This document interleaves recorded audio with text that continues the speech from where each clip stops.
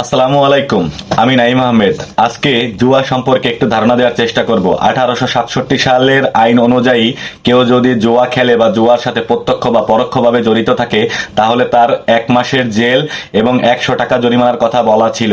এবং কেউ যদি জুয়া খেলার জন্য সহযোগিতা করে, অর্থাৎ যদি ঘর বা জায়গা তৈরি করে দেয়, সেক্ষেত্রে তার 200 টাকা জরিমানা এবং 3 মাসের জেলের কথা উল্লেখ করা ছিল। কিন্তু বর্তমান সময়ের সরকার প্রধান অর্থাৎ বর্তমান সরকার জুয়া প্রতিরোধ আইন 2026 নামে একটি আইন প্রণয়ন করেছেন এবং এটা যুগান্তকারী পদক্ষেপ হিসেবেই আখ্যায়িত হয়। কারণ বর্তমান সময়ে জুয়ার যে প্রভাবটা মানুষের উপরে পড়েছে, এই প্রভাব বিস্তার রোধ করার জন্য এই যুগান্তকারী পদক্ষেপটা নেওয়ার জন্য তাকে সাধুবাদ জানাই।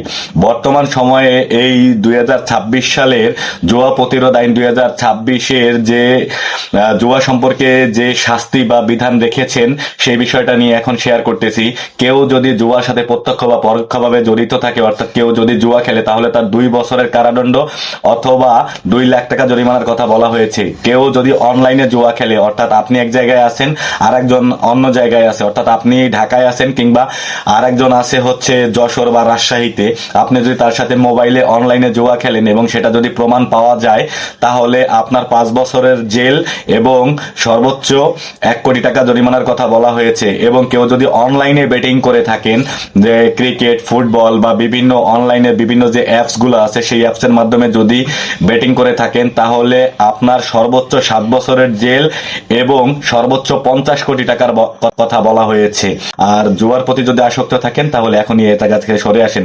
আর যারা এই সমস্ত বিষয়ে জানে না, জুয়া সম্পর্কে, বর্তমান আইন সম্পর্কে, তাদেরকে এটা জানানোর দায়িত্ব আপনার আমার সকলের।